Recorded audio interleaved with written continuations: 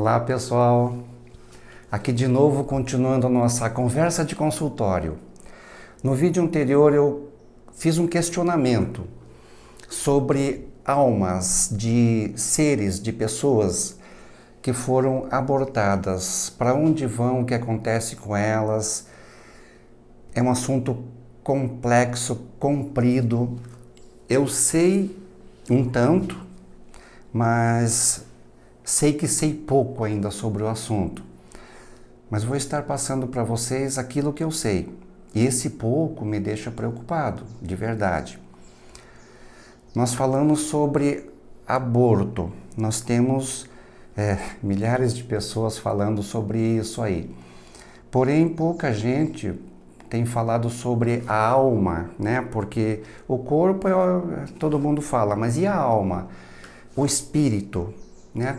Porque, segundo algumas crenças, no instante da concepção, o espírito, a alma, já está ali.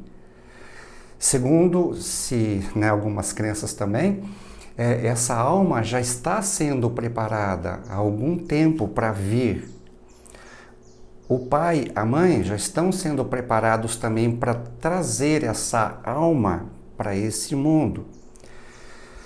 E o que acontece daí? Quando acontece um aborto? O aborto pode ser espontâneo ou provocado. O espontâneo pode ser uma disfunção física da mulher, né? Apenas uma disfunção física, alguma coisa que acontece, uma queda, alguma coisa assim, uma doença que ela contraiu repentina, e aí o feto é expulso. A outra situação de aborto espontâneo é a alma, essa criança, ela foi preparada, ela tem uma missão aqui na Terra, mas uma missão não de nascer e permanecer. A missão dela é vir, ficar no ventre da mãe 2, 3, 4 meses, quanto for o tempo, e sair. Ela já cumpriu a missão dela. A missão dela seria essa: complementar um tempo que ela ainda precisava, ou trazer para os pais, para essa família, um crescimento, né? E aqui em consultório a gente vê muita história de situações de família que mudaram radicalmente toda a estrutura a partir de um aborto nessa situação. Então essa criança, essa alma veio, cumpriu a missão dela e voltou para onde ela tem que voltar. A outra situação de aborto espontâneo é muitas vezes essa alma vem, sente a rejeição da mãe, como nós já citamos alguns casos, sente a rejeição muito forte. E essa alma, esse feto, ele coloca tanta força ali dentro, nessa rejeição que ele está sentindo, que ele mesmo se aborta. E a gente já tem históricos disso. A outra situação de aborto espontâneo é quando a mãe rejeita a gravidez a tal ponto, né? E a gente fala muito, estuda-se por aí, poder mental, campo mental, doença psicossomática, que o próprio cérebro, né, cria doenças no corpo, né, lúpus e etc. Então, da mesma forma, o cérebro desta mãe vai mandar a ordem para o corpo, vai criar uma química aqui dentro e vai expulsar o feto. Então também é aborto espontâneo, que não é tão espontâneo assim. E tem aquele outro aborto que a mãe faz acontecer. Ela toma remédio, ela bate na barriga, toma chá, faz um monte de loucuras. Ou vai no médico, né, e faz a retirada. Aí a gente pergunta, e essas almas, e essas crianças, onde estão? Porque quando nasce a alma, ela é a alma de criança, porque ela é feita para isso. A nossa mente é embotada, a nossa lembrança, e se torna uma criança. Só que no mundo paralelo, no mundo espiritual, quando ela volta e começa a voltar ao estágio adulto, que já era. E nós vemos muitos casos de problemas problemas seríssimos. Obsessores, né? Muita gente acha que é besteira, que é bobagem, mas de um modo geral todo mundo acredita no obsessor, no espírito mau, espírito maligno e tal. Por quê? Porque essa alma, quando sai, ela é arrancada dali, é como você vai viajar para um outro país, isso vai ficar um ano lá, né? Vai ficar um ano lá, tá tudo programado. De repente você compra a passagem só de ida. Quando você desembarca lá, você descobre que roubaram teus documentos, teu dinheiro, passaporte e tudo. Aí você faz o quê? Você não pode voltar. E não tem como permanecer no hotel 5 estrelas. Aí você fica lá, morador de rua, né, sofrendo um ano até poder voltar. Então a alma é mais ou menos assim, ela é programada para vir e ficar aqui um tempo. Nós ficamos aqui um tempo. Cada um tem o seu tempo. E quando ela é arrancada disso, é como se ela fosse jogada lá embaixo da ponte. Ela fica nessa meia dimensão, nem lá nem cá. Ela nem pode voltar e nem pode ficar aqui. E aí ela fica tentando contato com familiares, com a mãe, com o pai, com pessoas. E muitas vezes não, né? Na maioria das vezes ela não consegue esse contato. Não tem como.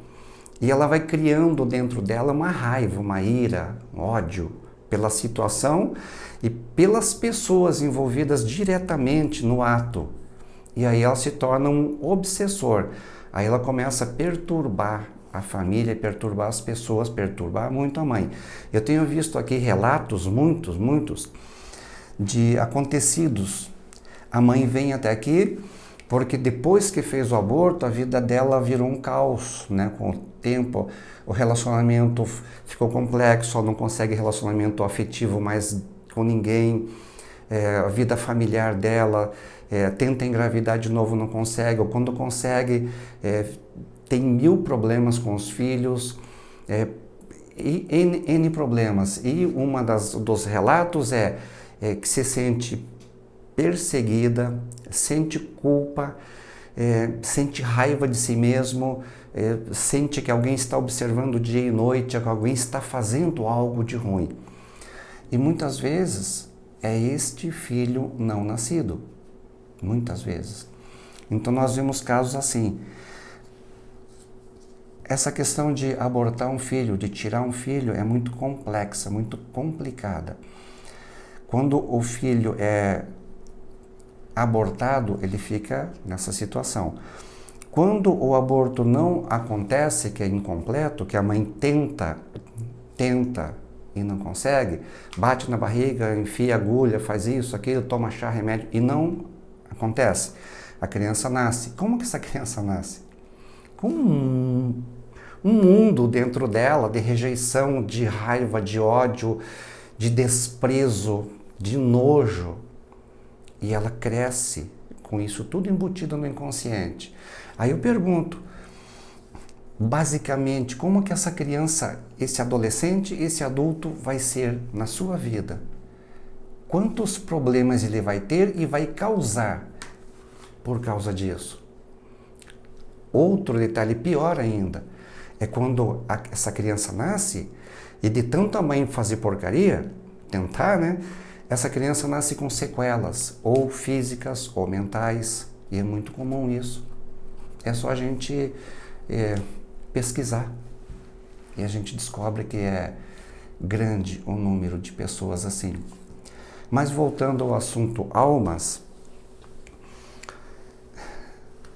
essas almas, elas têm todo um objetivo aqui, assim como eu tenho, assim como você tem, nós temos um caminho a trilhar, nós temos uma missão, cada um de nós tem uma missão nessa terra, uma evolução. E que direito tenho eu de cortar o caminho de uma alma? Eu não tenho direito, nem de um não nascido e nem de um pós-nascido. Não tenho esse direito. E segundo todas as crenças do mundo, ninguém tem esse direito. Nós temos que achar meios de viver, de conviver mas não de tirar uma vida, não de cortar o cordão de prata de uma alma. Isso não. Como eu disse, esse assunto ele é complexo, comprido, tem muito mais para ser falado. E provavelmente eu volte a falar sobre esse assunto porque muita gente questiona, pergunta, e a partir das perguntas feitas, né, dos questionamentos, a gente vai agregando mais assuntos, né, vai espichando isso tudo. Então eu digo para você, pense nisso, curta, compartilhe, clica, se inscreva, manda esse vídeo para tantas pessoas quantas você puder, ajude o canal, ajude a humanidade, me ajude, se ajude. Eu agradeço e te espero no próximo vídeo. Tchau, pessoal.